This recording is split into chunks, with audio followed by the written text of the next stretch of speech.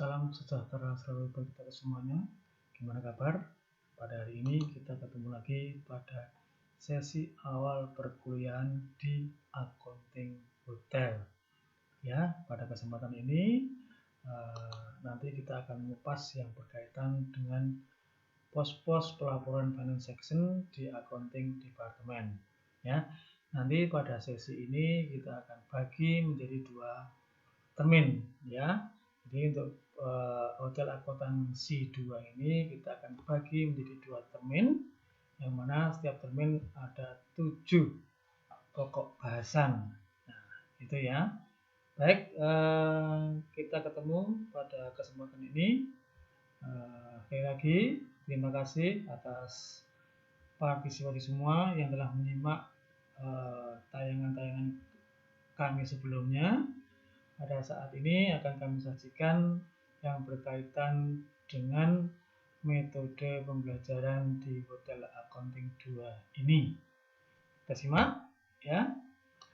Yakni pokok-pokok bahasan yang berkaitan dengan di finance section ya. Termin yang pertama ada 7 poin ya. Yang pertama adalah pengertian laporan keuangan. Nah, ini yang berkaitan dengan pengertian laporan keuangan, apa saja yang berkaitan dengan itu, dasar yang harus kita pahami pada saat kita akan belajar memahami yang berkaitan dengan accounting atau akuntansi. Nah, lalu yang kedua adalah pos-pos di accounting hotel. Nah, apa saja yang berkaitan dengan pos-pos di accounting hotel tentunya akan sedikit mulai masuk dalam ranah yang berkaitan dengan topik di hospitality industry dan disambung dengan job description yang ada di finance section ya. Kita memang untuk saat ini berfokus pada finance sectionnya. Kalau di pertemuan yang lalu kita sudah membahas yang berkaitan dengan di store section atau bagian logistik. Nah, pada kesempatan ini kita akan fokus yang berkaitan dengan job description yang ada di finance section-nya. Selanjutnya, sistem pengolahan data di finance section. Itu apa saja yang berkaitan dengan kegiatan operasional rutinitas harian di finance section-nya. Ya. Selanjutnya ada mekanisme pengelolaan laporan bangket atau kita kenal dengan bangket event order. Nah, ini juga sangat berperanan penting di dalam pendapatan ataupun juga yang berkaitan dengan revenue yang diterima oleh hotel. Nah, itu. Selanjutnya, siklus laporan all kasir. Nah, ya. Jadi nanti bagaimana yang berkaitan dengan kasir-kasir outletnya, termasuk nanti laporan-laporan dari daily kasir report ke summary kasir report. Nah, lalu pada termin ini ditutup dengan pengelolaan data di general kasir. Nah, tentunya nanti juga akan kita usahakan di termin yang pertama ini ada semacam praktek ya, praktek yang namanya nanti berkaitan dengan praktisi-praktisi yang akan berkolaborasi dengan kita untuk menambah wawasan dalam pemahaman terutama di finance section ini. Paham ya? Baik, selanjutnya kita menginjak pada yang termin yang kedua. Ada 7 poin juga ya. Ya, kita lanjut proses pelaporan di general kasirnya. Ini yang berkaitan dengan laporan-laporan yang tentunya menjadi rutinitas yang dilakukan oleh seorang general kasir atau biasa disebut kasir umum. Nah, itu yang berkaitan dengan proses pelaporan keuangannya yang berkaitan dengan rutinitas pendapatan harian di hotel yang telah di backup langsung oleh bagian finance section. Nah, selanjutnya hal baru kita harus paham mengenai chart of account karena setiap transaksi itu nanti akan berhubungan dengan chart of account. Sekecil apapun barang yang ada di hotel itu melalui chart of account atau istilahnya adalah COA. Nah, penasaran kan? Ya, nanti akan kita kondisikan apa itu yang berkaitan dengan chart of account. Nah, selanjutnya juga tak kalah pentingnya adanya pemahaman mengenai hotel knowledge of service. Ya, jadi yang berkaitan dengan perlengkapan maupun juga peralatan-peralatan yang diperlukan sebagai penunjang fasilitas untuk tamu. Dan selanjutnya mekanisme input jurnal harian. Nah, tentunya ini berkaitan dengan hal-hal transaksi yang dilakukan setiap hari di dalam operasional di hotel tersebut. Ya, tentunya akan dilangsungkan pengelompokan data jurnal harian ini tadi ke buku besar atau general ledger atau GL. Bahasanya seperti itu. Dan urutan berikutnya adalah terfokus pada laporan laba rugi atau profit and loss-nya. Dan selanjutnya akan ditutup dengan laporan neraca. Lengkap sudah ya yang berkaitan dengan pengelolaan laporan yang ada di finance section ini ya. Itulah pokok-pokok bahasan yang akan kita pelajari bersama pada perkuliahan di Hotel Accounting 2 ini. Nah, itu ya. Baik, selanjutnya kita mulai masuk kepada awal pemahaman akuntansi itu sendiri. Ya, masih ingat? Nah, ini saya kasih pemahaman dengan adanya tujuan akuntansi itu apa. Ya, jadi di sini ada poin-poin yang menjadi tujuan akuntansi. Yang pertama adalah menyajikan informasi ekonomi dari suatu entitas kepada pihak-pihak yang berkepentingan. Apa itu entitas? Entitas adalah badan usaha, bisa juga perusahaan, bisa juga organisasi, dan dalam ini kan hotel ya, yang mempunyai kekayaan sendiri. Nah, jadi ini tadi yang jelas tujuan akuntansi itu adalah menyajikan informasi bagi suatu perusahaan yang mempunyai kekayaan sendiri.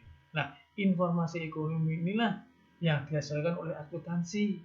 Nah, yang berguna bagi pihak-pihak di dalam organisasi ataupun perusahaan itu sendiri maupun kepada pihak-pihak di luar organisasi, baik internal maupun juga eksternal. Itu ya, itulah yang berkaitan dengan tujuan utama dari akuntansi. Ya, semakin paham kan? Ya. Sekarang kita lanjut yang berkaitan dengan manfaat. Kalau tadi ada tujuan, berarti ada manfaat. Nah, apa itu manfaatnya? Yang pertama adalah jelas laporan keuangan yang dihasilkan dari proses siklus akuntansi ini sangat bermanfaat bagi stakeholder atau pemangku kepentingan. Karena apa? Karena para pemangku kepentingan ini kan ya bisa meliputi investor sekarang dan investor potensial, karyawan, pemberi pinjaman, pemasok, bahkan kreditur usaha lainnya, dan juga macam-macam. Ada juga pelanggan, ada pemerintah, dan lembaga masyarakat.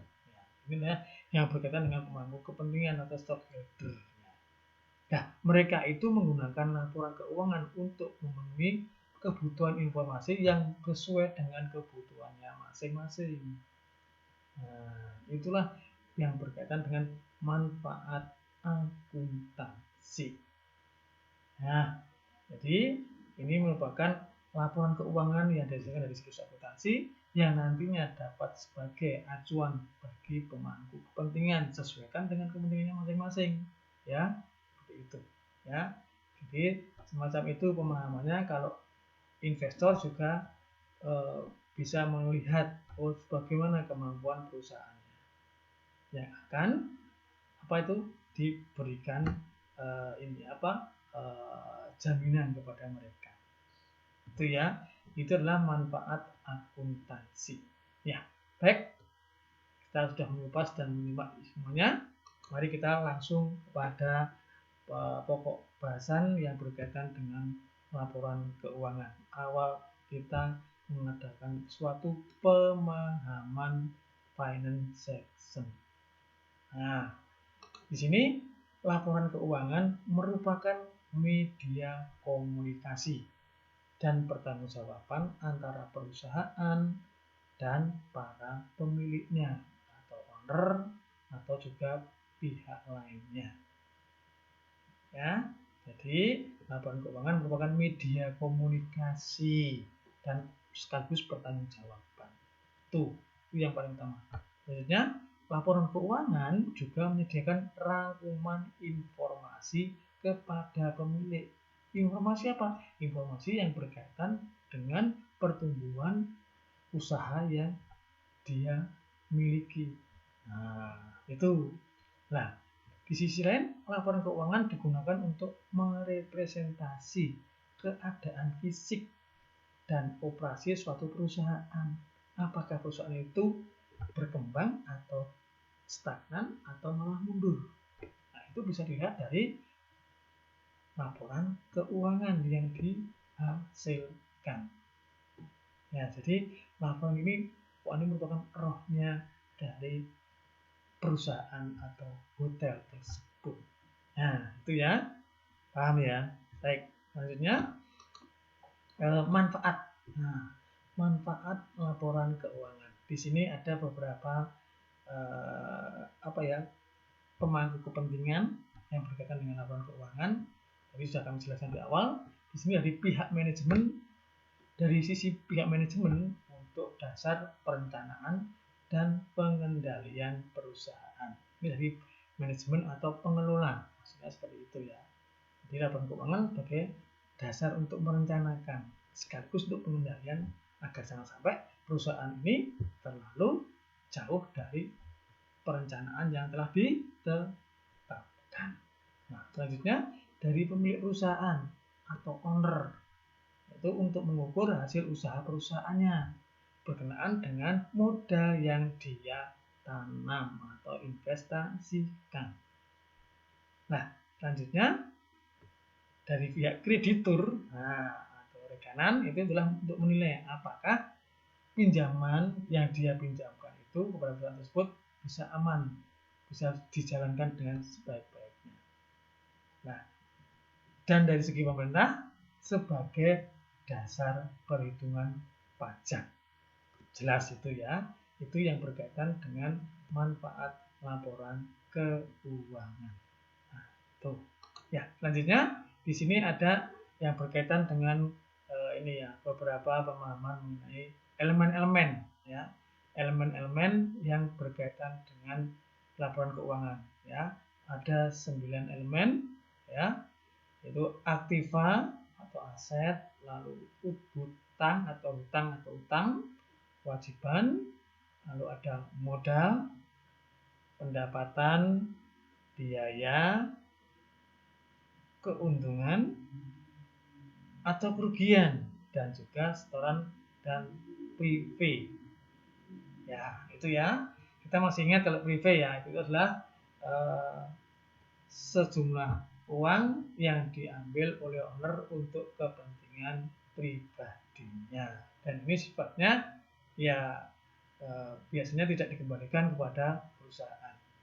Gitu ya, itu adalah hak pribadi dari owner atau pemilik. Baik, selanjutnya ini adalah unsur-unsur yang berkaitan dengan laporan keuangan tadi ya. Ini yang jelas seperti itu ya. Ada neraca, ada laporan laba rugi, ada laporan perubahan modal ya, Ini ada sedikit yang saya kondisikan biar kelihatan semuanya, yaitu ada laporan arus kas. Nah, itu ya. Jadi inilah laporan keuangan terdiri atas neraca, laporan laba rugi, laporan perubahan modal, dan juga laporan arus kas atau cash flow. Nah, itu. Ya, selanjutnya di sini ada neraca. Apa itu neraca itu? Nah, jadi di sini kita bisa lihat neraca. Akan saya buka dulu ya. Ya. Neraca adalah laporan posisi keuangan yang menggambarkan aset.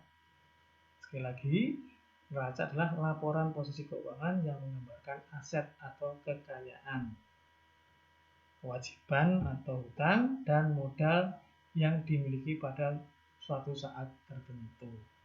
Di sini ada unsur neraca, nama perusahaan, ada nama laporan, ada tanggal neraca, dan isinya ya ini ada 3, yaitu aset, kewajiban, dan modal. Nah, itu adalah yang berkaitan dengan neraca. Ya, selanjutnya di sini apa tuh yang namanya aset itu, apa yang namanya kewajiban itu, apa itu ekuitas. Ya, jadi kalau aset sendiri itu adalah sumber daya yang dikuasai oleh perusahaan sebagai akibat dari investasi atau hal-hal yang ditanam dalam perusahaan tersebut dan manfaat ekonomi di masa depan. Ya, yang diharapkan akan diperoleh dari penanaman saham tadi ke perusahaan yang bersangkutan. Nah, sedangkan untuk kewajiban atau liabilitas yaitu adalah klaim dari pihak luar yang harus dilunasi perusahaan. Artinya adalah merupakan kewajiban yang harus dibayar oleh perusahaan. Nah, utang sebagai kejelasan atau sebagai penjelas utang perusahaan masa kini yang timbul dari peristiwa masa lalu. Penyelesaiannya diharapkan mengakibatkan harus keluar dari sumber daya perusahaan yang mengandung manfaat ekonomi. Nah, dalam sistem akuntansi ya, makanya yang namanya kewajiban itu bukan beban, tapi manfaat ekonomi di masa mendatang.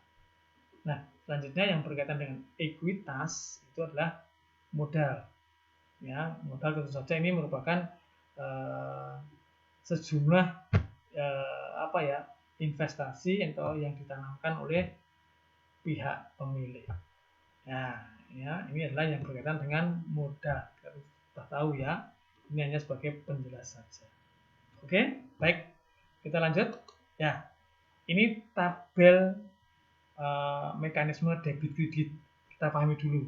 Jadi jangan sampai nanti ini menjadi bumerang bagi kita yang tidak paham mengenai kriteria antara aktiva, pasiva, debit kreditnya. Ya, di sini ada akun, ya, kita nanti akan berkaitan dengan akun atau chart of account atau badan akun, ya. Yang pertama adalah aktiva. Aktiva ini ada di posisi debit, ini adalah bertambah. Sedangkan kalau aktiva di sisi kredit berkurang. Ya, jelas ya. Lalu kewajiban atau hutang. Itu kalau di posisi debit justru mereka berkurang. Tetapi kalau hutang itu di posisi kredit bertambah hutangnya. Ya, itu. Lalu ekuitas atau modal. Itu kalau di posisi debit berarti modalnya berkurang. Tetapi kalau di posisi kredit berarti modalnya bertambah. Paham ya? Jadi ketiga kriteria ini harus kita pahami. Lalu selanjutnya di sini ada juga pendapatan. Nah, pendapatan itu kalau di posisi debit berarti adalah berkurang. Sedangkan di posisi kredit bertambah. Ingat ya, pahami dulu ya. Lanjut ke biaya. Nah, biaya ini seandainya di posisi debit berarti bertambah mengenai biaya. Tapi kalau di sisi kredit berarti biaya tersebut berkurang posisinya. Masuk terakhir adalah divider, ya. Nah, ini kalau di posisi debit dia akan bertambah. Tetapi kalau di posisi kredit akan berkurang. kurang. Ya, ini adalah yang harus kita pahami jelas ya mengenai kriteria-kriteria yang berkaitan dengan debit kreditnya. Ya, silakan dipahami. Ya, baik. Selanjutnya kita lanjutkan. Ya, nah di sini yang berkaitan dengan harta atau aktiva. Ya, harta merupakan sumber daya yang dimiliki oleh perusahaan yang akan memberikan manfaat ekonomi yang di masa yang akan datang. Coba saya kasihkan ini pemahamannya. Ya, nah di sini ya, ini yang berkaitan dengan pemahaman mengenai harta atau aktiva. Jadi di sini ada aktiva lancar dan juga ada aktiva tetap. Ya, ini ada kalau aktiva lancar itu adalah berkaitan dengan kas, ada piutang, ya kita mau itu adalah account receivable, nanti akan kita ketemu. Ya, berkaitan dengan AR itu adalah piutang. Nah itu ada piutang wesel, ada perlengkapan atau supplies dan beban yang dibayar di muka. Lalu di sini juga ada aktiva tetap. Contohnya apa? Tanah, gedung, peralatan, mesin itu adalah aktiva tetapnya. Ini adalah aktiva lancarnya. Itu ya, itu yang berkaitan dengan pemahaman mengenai harta atau aktiva. Ya, selanjutnya hutang. Nah, hutang merupakan hak klaim terhadap harta dan pihak selain pemilik. Jadi hutang atau kewajiban ini ada hutang usaha. Nah ini account payable, nanti akan kita makanya yang berkaitan dengan payable itu adalah yang berkaitan dengan hutang. Ya, account payable. Nah ini adalah berkaitan dengan hutang-hutang yang ada di hotel. Nah itu ya, ini ada beberapa macam, ada hutang gaji, ada hutang bunga dan sebagainya. Nah selanjutnya ekuitas atau modal. Nah di sini ada modal saham dan laba ditahan. Nah semakin jelas ya, semakin kompleks juga. Baik, kita lanjut. Nah, modal merupakan akan dipengaruhi oleh unsur-unsur seperti ini.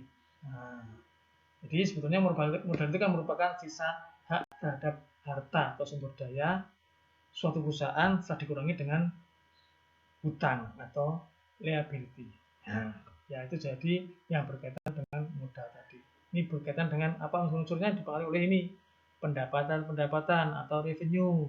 Nah, jadi keberadaan modal itu dipengaruhi oleh pertama pendapatan atau revenue, lalu ada beban atau expenses, lalu ada investasi, dan ada juga pengambilan untuk keperluan pribadi tadi. Ada privé yang biasa dikenal itu, ya. Itu yang berkaitan dengan modal atau ekuitasnya. Ya.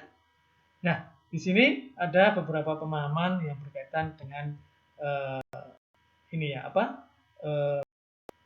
macam-macam mengenai kelompok-kelompoknya. Nanti akan kita kelompokkan ya. Di sini silahkan dilihat kelompok-kelompok yang berkaitan dengan ini ya. Kelihatan ya. Baik, kelompok-kelompok pendapatan. Nah, ini ada penjualan atau sales. Nah, jadi kita kelompokkan ya. Baik, kita perbesar dulu biar jelas. Nah, ini kelompok pendapatan contohnya adalah penjualan. Ada pendapatan jasa, pendapatan sewa atau rental hall, pendapatan bunga atau interest revenue atau interest bank kalau kita pinjam di bank, dan juga pendapatan dividen atau laba ya gitu. Nah selanjutnya kelompok beban. Beban jelas ya, yang berkaitan dengan fixed cost itu kan ada beban gaji. Nah, lalu juga ada beban sewa, beban asuransi, beban asuransi gedung juga bisa, beban perlengkapan yang berkaitan dengan sarana penunjang atau surplus expense, beban penunjang yang lainnya, dan juga berkaitan dengan promotion. Inilah yang berkaitan dengan kelompok beban. Nah, itu. Ya, selanjutnya komponen-komponen yang berkaitan dengan laporan laba rugi atau rugi laba ya. Nah, itu ya. Ini adalah menyajikan hasil usaha perusahaan dalam rentang waktu tertentu. Biasanya laporan rugi laba ini berkaitan dengan laporan manajemen yang mengelola suatu perusahaan atau hotel. Nah, di sini komponennya ada nama perusahaannya, itu kan diwakili oleh nama perusahaan, ya.